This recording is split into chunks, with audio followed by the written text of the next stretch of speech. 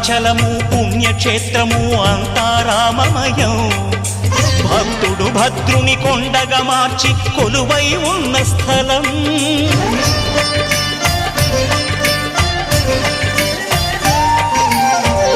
భక్తితో రామదాసు ఈ ఆలయమును కట్టించనయా. సీతారామ లక్ష్మణులకు ఆభరణములే చేయించనయా.